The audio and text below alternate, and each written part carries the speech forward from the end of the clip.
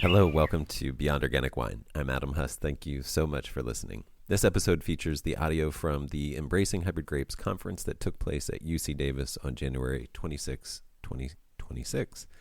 This episode is available for paid subscribers to the Beyond Organic Wine Substack. You can subscribe and listen to the full audio on the Substack app or at beyondorganicwine.substack.com.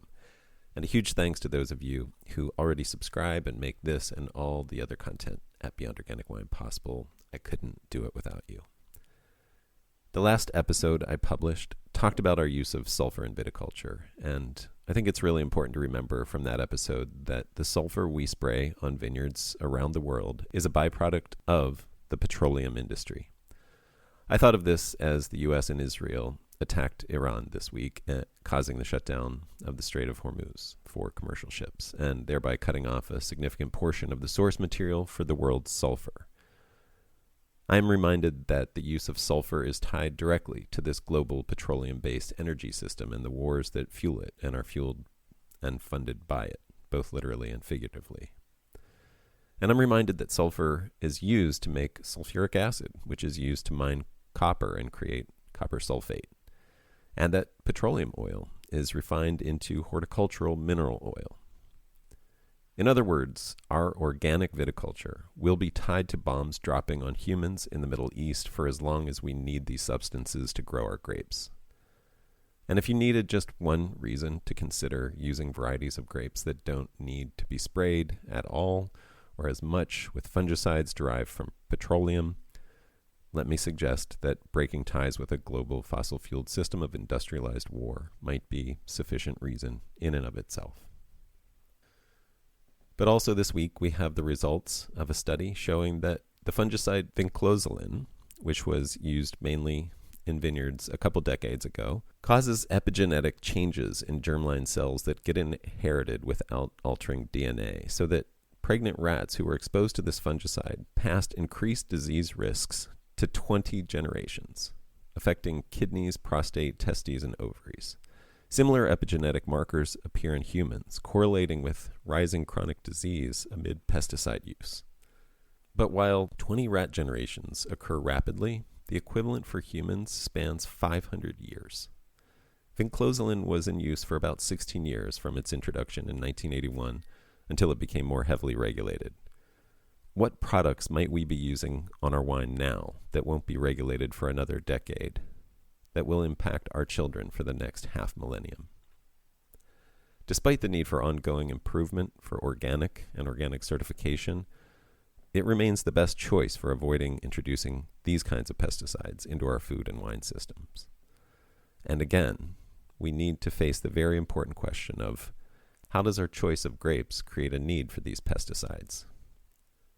This episode features the Winemaking with Hybrid Grapes panel, including Karine Pedneau, PhD, Associate Professor at Université de Quebec, Aaron Rasmussen, founder of and winemaker for American Wine Project in Wisconsin, and Deirdre Heekin of La Garagista in Vermont, and moderated by Derek Trowbridge of Old World Winery in California.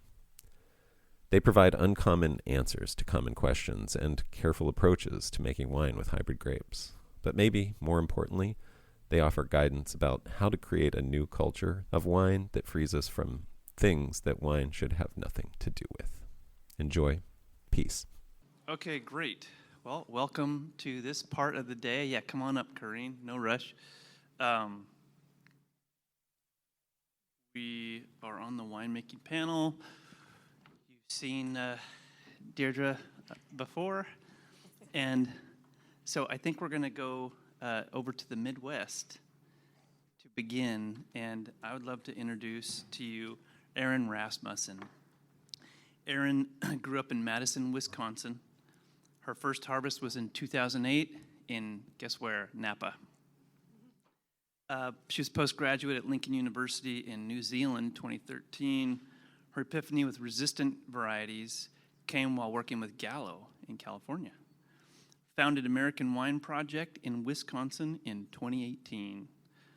And she says her goal is to highlight North American varieties and use hands-off techniques to better understand varietal expression and frontier next wave regional typicity. I love that.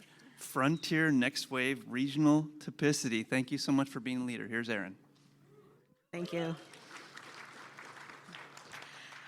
It's pretty cool to be here, having attended conferences here as an intern or early days of my career. And I think spending formative seasons here in California gave me a lot of help in figuring out how to observe what I was seeing when I moved home, essentially. And so I'm going to really try to, there's so much to talk about. This is really hard. But I think that the biggest thing that came to mind when I was listening to some of the talks today and how I feel like that reflects what I try to do is the word observation. And so Deirdre mentioned Elmer Swenson, who is the OG Wisconsin grape breeder. And he was just a farmer who walked around his grandparents' land and observed and saw that sometimes vines grew bigger grapes, and sometimes certain vines were sweeter, or sometimes they looked like this or that. And then he selected things that seemed most appropriate to his ends, which was to have a cultured grape. And I'm sure I could be corrected, but as far as I know, I think he was more interested in table grapes at the time. Long story short, the majority of the varieties that I work with are Elmer's varieties, so things like Brianna and La Crosse, and they all have these, well, Brianna's an exception, they all have these lovely French names. They're named after towns in Wisconsin and Minnesota that has a French fur trapping history. Before I moved home to Wisconsin, I got to see a lot of different things in a lot of different places, and I got to see the edges of things, and the biggest questions I had was, when things don't go exactly right, why do people get so upset? In 2011, which is a long time ago now, it was a pretty crappy vintage in Russian River Valley, for Chardonnay especially. And I wondered to myself, what is so bad about this wine? I think it's great. It's interesting. It's different. It scratched an itch, got me thinking.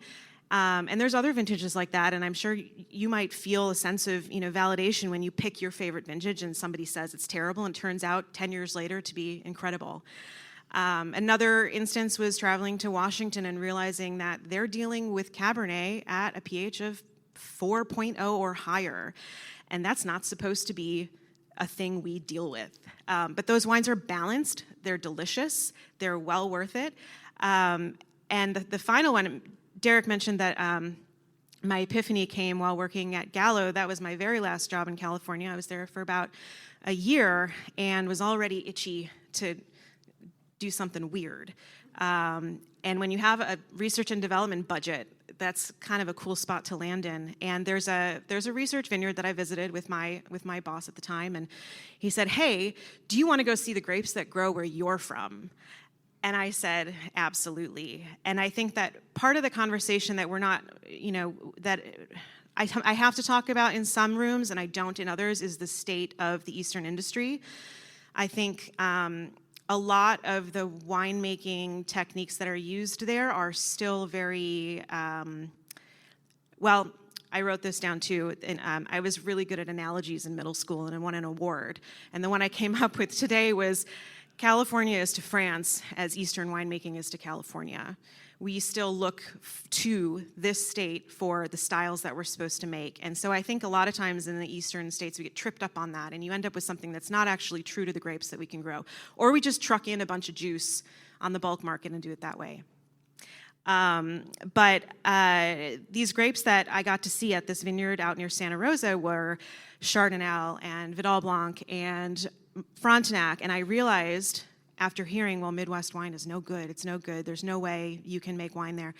I realized these grapes had nothing wrong with them. They were delicious, they were interesting. Beyond Organic Wine is made possible entirely by subscribers, and the rest of this episode is available for subscribers to the Beyond Organic Wine Substack only. You can subscribe easily at beyondorganicwine.substack.com or at the Substack app. Thank you so much, and a big thanks to Matt Wood of the Indie Wine Podcast for helping record the audio for this episode at the Embracing Hyper Grapes conference, and a big thanks to Colton Pro for this beautiful closing music.